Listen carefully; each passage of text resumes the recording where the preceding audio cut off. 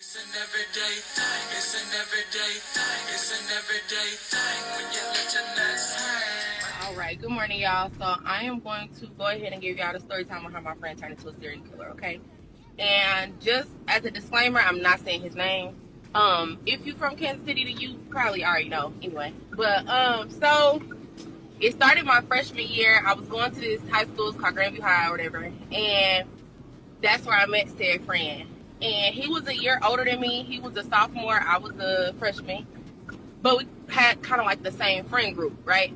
So we got really close. And I would call him my brother. He would call me his sister, but it wasn't on no like weird shit, like, you know. And so freshman year went on fine. We just was kicking it, you know what I'm saying? Like, we hang out at school, hang out after school, stuff like that, like with our friends and stuff. So sophomore year, my parents had split up. And when my parents split up, me and my mama ended up moving to these townhomes called Willow Creek, and I started going to Center High School. And now, when I ended up going to Center for my sophomore year, he ended up going there for his junior year. And you know how it is when you meet somebody at your, when you see somebody at your new school from your old school and y'all hella cool, it's just like, damn, you know, we locked in for real now. So, anyway, sophomore year was fine. For me, it was his junior year. He ended up getting a job at Pizza Hut. Now, his manager was like super young back then, so they would let him like take all the extra wings that they had overnight and he'll be able to sell them at school. So he was like the wing guy at school, right? So, that like I say all that to say he was normal. He was cool. He had friends. He had the bitches. Like, it was nothing wrong. He wasn't the eyeball out. It wasn't nothing like that. So he was normal sophomore year. Now, my junior year, his senior year is when shit started to like get real weird. So he used to be like super fly. Like, his mama kept him dressed nice. Like, he was always polo down. He had the what's some jeans called them 501 jeans. He had all the J's. Like, he was fresh. But one day, and he like kept his hair done, like he had dreads. He would keep his hair neat and stuff like that. But one day, he just started coming to school not give a fuck. Like, it didn't look like he washed his face. It didn't look like he gave a fuck about the outfit he threw on. Nothing. It was just, you know, weird. So, you would hear people like over the time he kept coming to school like that. So you would hear people start talking. Oh, sorry. Let me back up just a little bit. My junior year, his senior year, we both ended up having to go to Center Alternative, right? So a lot of this stuff started going on at the alternative school. So, you would hear people can't really remember where I left off at, but, people started to talk. Like, time had went on, people started to talk like, damn, I think he on that stuff. Like, I think he started dabbling in drugs.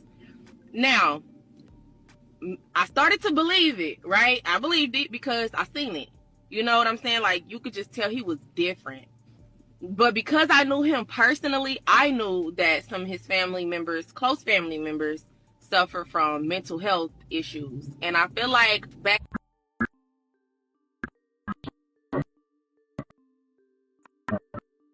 boom,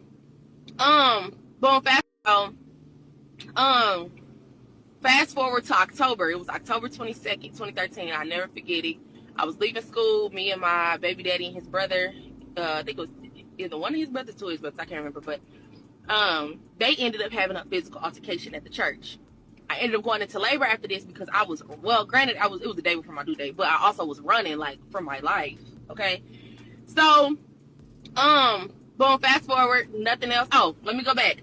I remember like when we used to be on the bus and he used to say crazy ass shit like, I hate white people, like, you know what I'm, and I had just found out I was pregnant my junior year. And one day I had walked in, I was about to do the announcements. I was late. I remember I was late. I went to McDonald's and I came to school and I can't remember what was said between us. It wasn't nothing crazy because, mind y'all, like, once he started acting kind of weird, I guess you can kind of say he started distancing himself, and I distanced myself because I was just like, I don't know what you got going on, but I'm praying for you, right?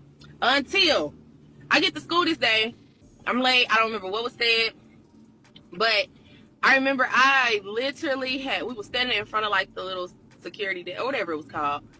And he was like, some, bitch, I'll kill you. Like, I'll kill you right now. And I'm just like, what the fuck? Like, he ain't never threatened me, never said nothing crazy to me, nothing like that, right? So at the time, I'm telling my baby daddy, like, damn, such and such said this, that, and the third. And my baby daddy at the time was always... Okay, y'all, so this is part 2. I don't know what happened with my sound at the end of the video, but yeah.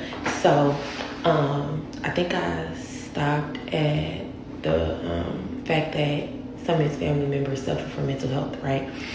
And I was saying that in the video, I don't think that in the black community we took that serious at the time, so I don't believe he was getting no help or nothing like that.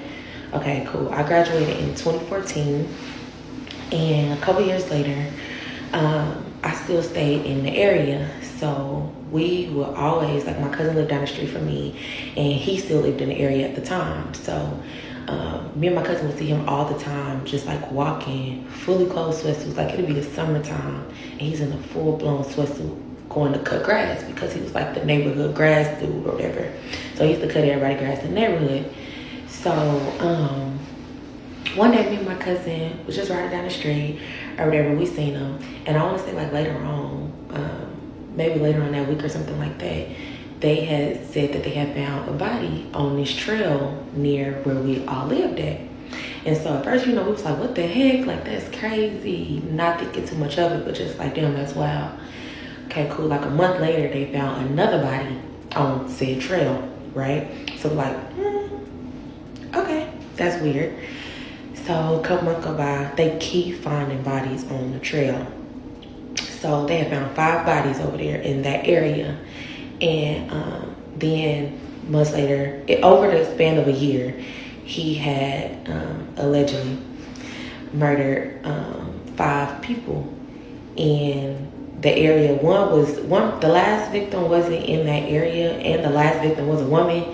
But in the news, they stated that they believed she was killed because she was homeless and she looked like a man, and he was killing all older men.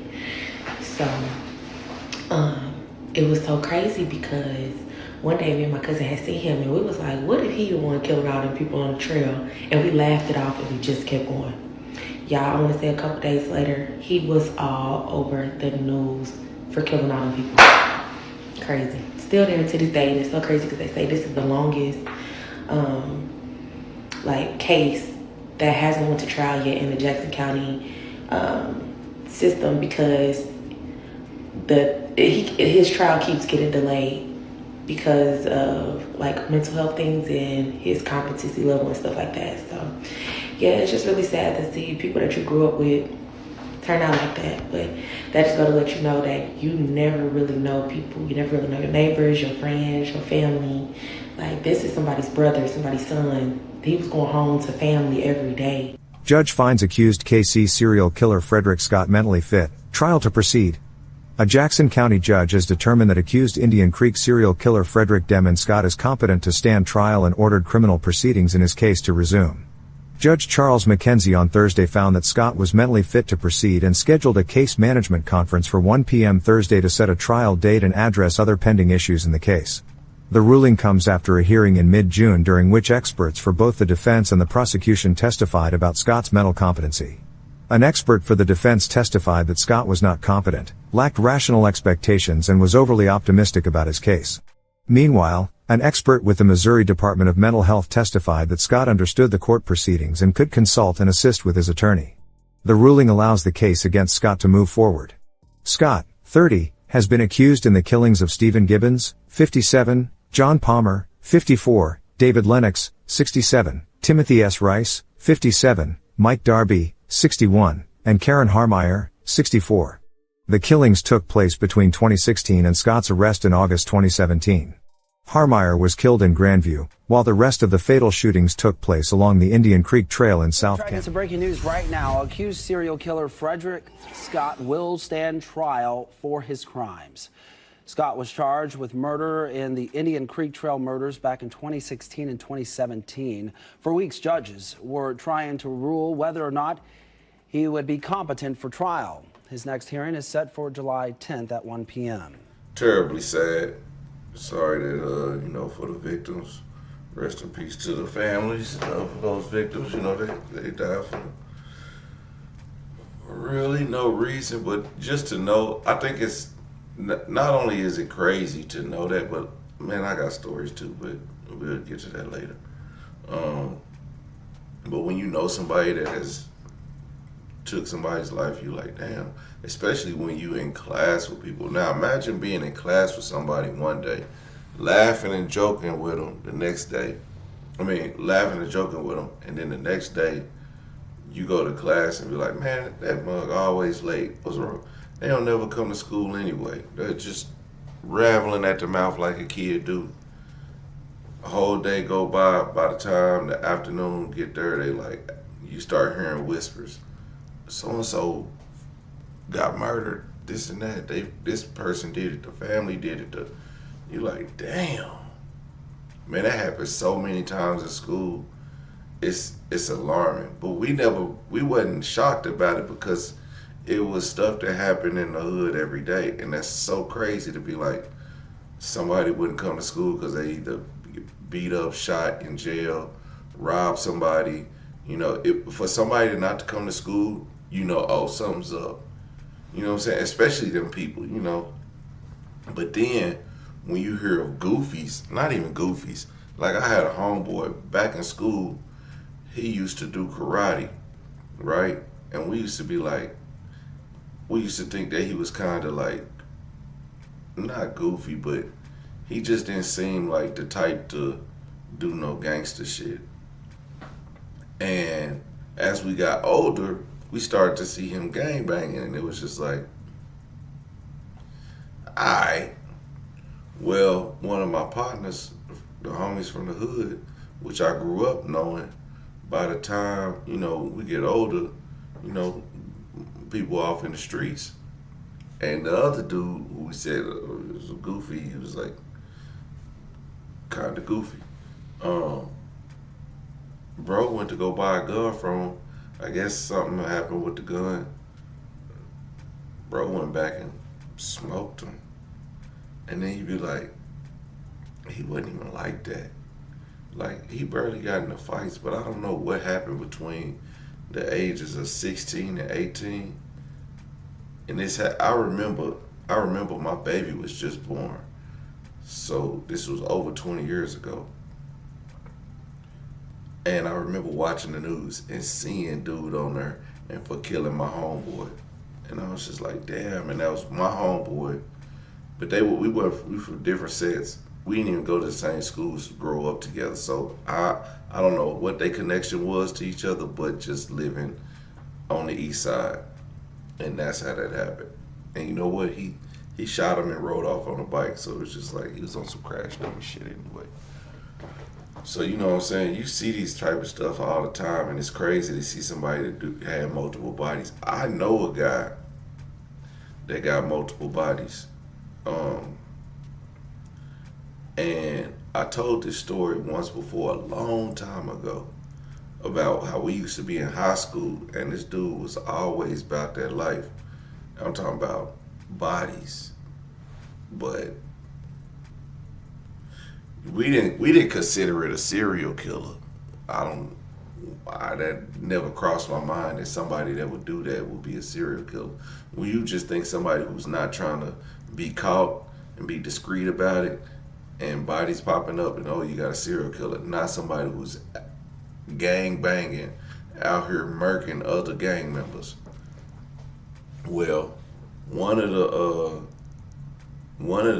gang members he wasn't from the hood, but he was from a set that we rock with, and he bought some rims from that said gang member's baby mama while that said gang member was in jail. That said gang member tried to check bro on that, and bro wasn't having it. Hit him up, pop, pop, pop, pop. That was gonna be another one. Bro got off on that because dude was trying to get him for the rims. Mind you, these was 20s back in like 2001, was legit. I guess it was something. I guess it was something. Now you'd be like 20s, nigga. Some 20s. But back then. So anyway.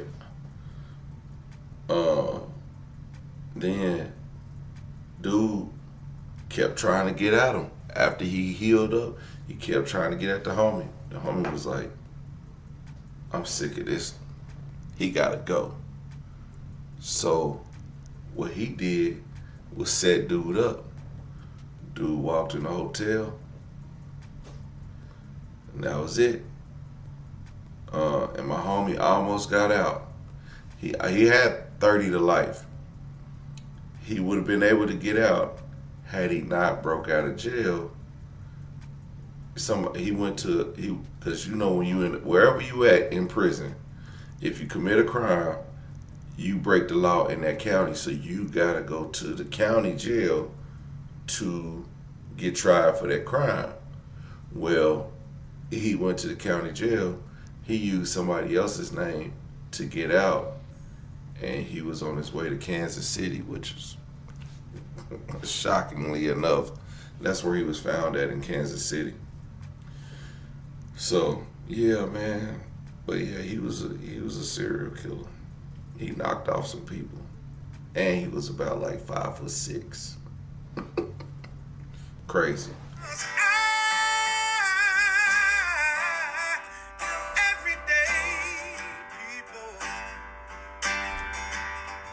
Day and night. For some women, it can start working in as fast as 1 week.